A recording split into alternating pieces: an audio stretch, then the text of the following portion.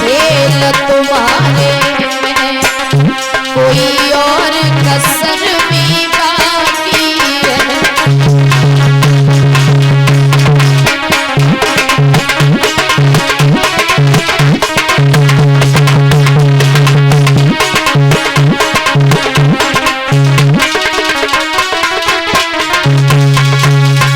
रोने लगी द्रौपदी। कृष्ण आए और जैसे ही कन्हैया को आता हुआ देखा तो द्रौपदी ने एक बात कही, आओ कन्हैया, हाँ अगर इस खेल में कोई और कमी रह गई हो तो उसको भी पूरा कर लो। और जैसे ही कहा तो भगवान बोले, द्रौपदी हम पे क्यों क्रोध कर रही हो? अर्जुन आगे बढ़े और एक बात कही, द्रौपदी रो ना। याद रखो, अगर माँ तुम हो तो पिता मैं भी हूँ, अगर दुख तुम्हें है तो दुख हमें भी है। और जैसे ही कहा तो द्रौपदी आगे बढ़ी और एक बात की, अर्जुन देखो किसी दुष्ट ने हमारे 5 बच्चों को मार दिया, मेरी गोदी को सूना कर दिया। इतनी बात कहने के बाद द्रौपदी फूट फूट के रोने लगी। तो अर्जुन ने एक बात कही, द्रौपदी चिंता ना करो, जाओ मैं तुम्हें वचन देता हूँ, या तो उस दुष्ट को पकड़ के लाऊंगा जिस दुष्ट ने हमारे 5 बच्चों को मारा है, और या फिर कभी जीवन में तुम्हें अपना चेहरा नहीं दिखाऊंगा। अर्जुन वहां से चले, कृष्ण को साथ में लिया। याद रखना भैया, आज अर्जुन जैसे ही चले हैं आगे बढ़ते हुए गए, अश्वत्थामा को देखा। कृष्ण कहने लगे, सुनो अर्जुन, यही दुष्ट है जिसने तुम्हारे बच्चों को मारा है, पकड़ लो इसे। आगे बढ़ा और जैसे अश्वत्थामा आगे बढ़ा, इधर से अर्जुन आगे बढ़े, अश्वत्थामा को पकड़ लिया और दोनों हाथ बांधे रथ में बिठाया, लेकर के आए, द्रौपदी के सामने खड़ा कर दिया और एक बात कही, कहो द्रौपदी इस दुष्ट को कैसी सजा दूंगा? अगर तुम कहो तो इसके शरीर के 1000 टुकड़े कर दूं, अगर तुम कहो तो इसे फांसी लगवा दूं, अगर तुम कहो तो इसे जिंदा जमीन में दबा दूं, कहो कैसी मौत दूं इसे? तो द्रौपदी आगे बढ़ी और आंखों में आंसू भर के द्रौपदी ने एक बात कही, अर्जुन ना इसे जिंदा जमीन में दबाओ, ना इसे फांसी लगवाओ और ना इसके शरीर के 1000 टुकड़े करो, बल्कि तुम इस ब्राह्मण के बच्चे को छोड़ दो। और जैसे ही कहा कि छोड़ दो, अर्जुन आगे बढ़े, द्रौपदी होश में तो क्या कह रही? द्रौपदी बोली, बिल्कुल छोड़ क्यों दूं? तो अर्जुन की बात सुन के द्रौपदी की आंखों में आंसू आए और एक बात कही, सुनो अर्जुन, इसलिए छोड़ दो क्योंकि एक माँ की ममता माँ से बढ़कर के कोई नहीं जानता है। आपने हमारे जो ये बच्चे थे 5, इस दुष्ट ने मार दिए। मैं अपने बच्चों के लिए रो रही हूँ, अगर तुमने इसे मार दिया तो इसकी माँ भी मेरी तरह रोएगी, और मैं नहीं चाहती हूँ जो आज ये दुख हमारे ऊपर है, ये दुख कल को भगवान किसी दूसरे को दे। और अर्जुन एक सिंपल सी बात है, अगर इसे मारने से हमारे बच्चे जीवित हो जाए तो तुम इसे मार दो। अर्जुन बोले, द्रौपदी बच्चे जीवित नहीं होंगे पर बदला पूरा हो जाएगा। द्रौपदी ने एक बात कही, अर्जुन कीचड़ में पत्थर फेंकने से अपने कपड़े गंदे होते हैं, कीचड़ का कुछ नहीं बिगड़ता है। माना आप बदला लेना चाहते हो, एक बात याद रखो अर्जुन, एक लाल कलर का कपड़ा होता है महाराज, लाल कलर के कपड़े को हम लाल ही कलर से धोले, क्या वो सफेद हो सकता है? कभी कभी नहीं होगा। क्यों? क्योंकि उसका कलर ही लाल है। और इसी बात ये दुष्ट है, इसके अंदर अधर्म के सिवा कुछ नहीं है। चाहे तुम इसे मारो, चाहे इसके प्राण ले लो, पर इसके ये जो इसने कर्म किए हैं इनको नहीं छुपा सकते हो। द्रौपदी की बात सुन करके अर्जुन आगे बढ़े और एक बात कही, धन्य है द्रौपदी तुम्हारी जैसी माँ को, धन्य है जिस दुष्ट ने तुम्हारी गोदी को सूना कर दिया, उस दुष्ट के लिए तुम्हारे दिल में इतनी दया आ रही है। और जैसे ही कहा, मेरे भैया धीरे धीरे समय गुजरता चला जाता है। आगे बढ़े भीम और एक बात कही भीम ने, भैया द्रौपदी तो नहीं मारेगी, लाओ इसे मैं मार देता हूँ। अर्जुन बोले, नहीं, जो सजा देगी वो द्रौपदी देगी। तो द्रौपदी आगे बढ़ी, एक बात कही, अर्जुन अगर 1 से 1 लाख बार हमसे पूछोगे ना, तब भी मैं सिर्फ एक बात कहूंगी, तुम इस ब्राह्मण के बच्चे को छोड़ दो। धर्मराज के पास पहुंच गए अर्जुन, और धर्मराज हमेशा धर्म की बात किया करते थे। और जैसे ही कहा तो मेरे भैया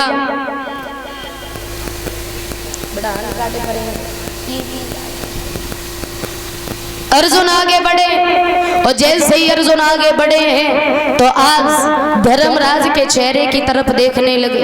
एक बात कही, भैया इसे मार दूं या फिर छोड़ दूं? तो धर्मराज जी ने एक बात कही, सुनो अर्जुन, ये बच्चा जाति से ब्राह्मण है और ब्राह्मण को मारने से ब्रह्म हत्या लगती है, और फिर इंसान की पहचान उसके गुणों से होती है। परीक्षित महाराज, इंसान की पहचान उसके गुणों से होती है। अभी हम जाति से ब्राह्मण हैं और वहां मार्केट में बैठ करके हम मछली काट रहे हैं, मुर्गे को काट रहे हैं, तो हमसे कोई नहीं कहेगा कि हम ब्राह्मण हैं? कहेगा कोई?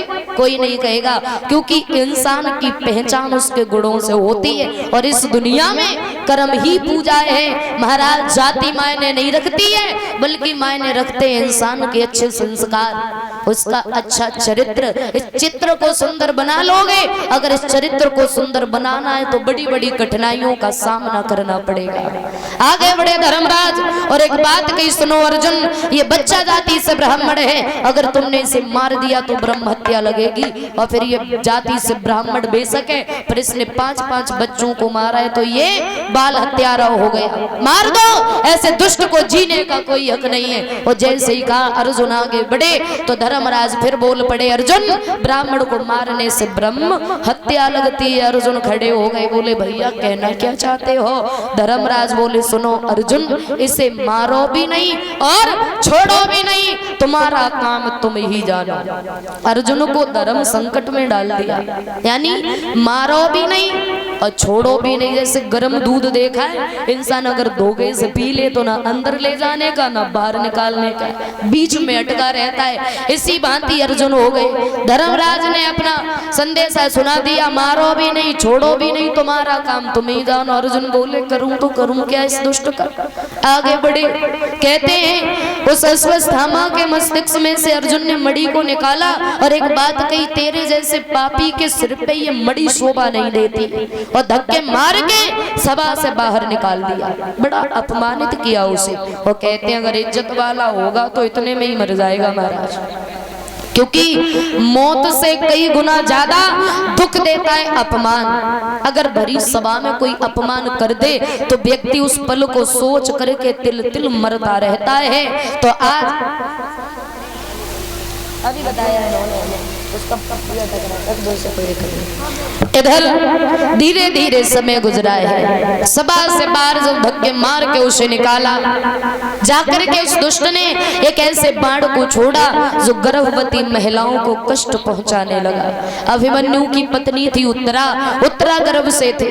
उत्तरा का गर्भबाल जब जलने लगा तो उत्तरा रोने लगी, कृष्ण को पुकारने लगी, मामा हमारी रक्षा करो, हमारे प्राणों को बचाओ। अरे मेरे प्राणों की रक्षा ना हो पाए तो कोई बात नहीं है, पर हमारे गर्भबाल को बचा लीजिए, जो दुनिया देखने से पहले ही अपनी आंखों को बंद करे ले रहा है। रोने लगी उत्तरा। भगवान आए, आकर के प्रभु कहते एक रूप से उत्तरा के सामने खड़े हैं, दूसरे रूप से उत्तरा के गर्भ में प्रवेश कर गए, उस बच्चे के प्राणों की रक्षा की, उत्तरा के प्राण बचाए। और जब उस बच्चे ने जन्म लिया तो उन्हीं का नाम रखा गया था परीक्षित। उत्तरा के गर्भ से महाराज परीक्षित का जन्म हुआ था। बोलिए परीक्षित महाराज की। धीरे धीरे समय गुजरा। परीक्षित जब थोड़े सयाने होते हैं, बड़े लाड प्यार के साथ में मां ने उनका पालन पोषण किया। बताया अरे धीरे धीरे सियानो भयो परीक्षित लाल।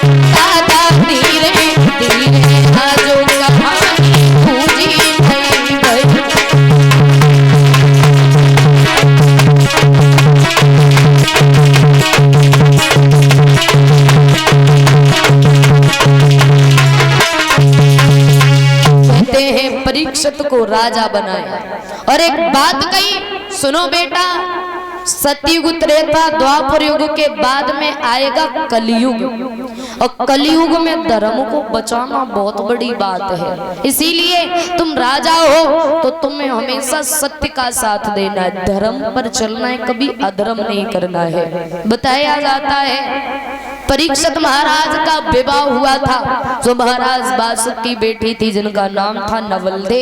नवलदे के साथ में इनका विवाह हुआ। धीरे धीरे समय गुजरता चला जाता है। पहले दिन पहली बार महाराज शिकार करने के लिए चले हैं, घोड़े पे सवार हुए तो आज नवलदे आरती की थाली लेके आई, महाराज की आरती उतारी और एक बात कही, महाराज आप पहली बार शिकार करने के लिए जा रहे हैं, याद रखना जो आपको समझाया गया था, आप राजा हो तो राजा होकर के न्याय करना, कभी अन्याय मत करना। महाराज शिकार करने के लिए चले।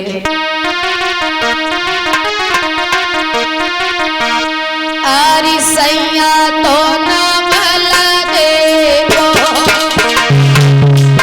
अरे सैया तो नवलदे को, चलो है रे राजा तो नवलदे को, चलो है रे वीर परीक्षित हो।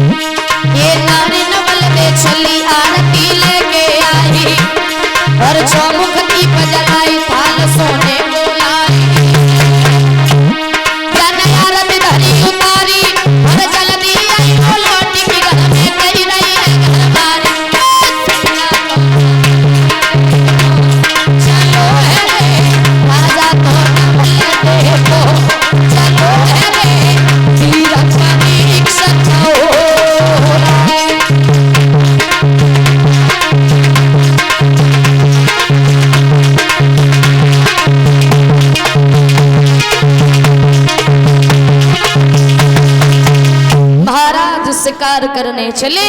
नवलदे सोने की थाली लेके आई, महाराज की आरती उतारी और एक बात कही, महाराज जल्दी घर लौट के आना।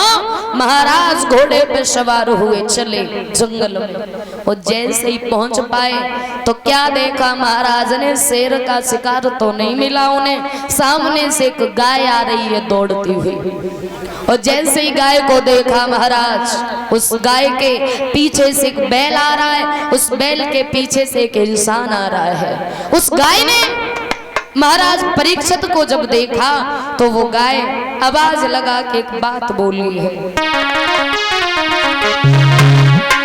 अरे कौन है आज मेरी लाज बचाने आया।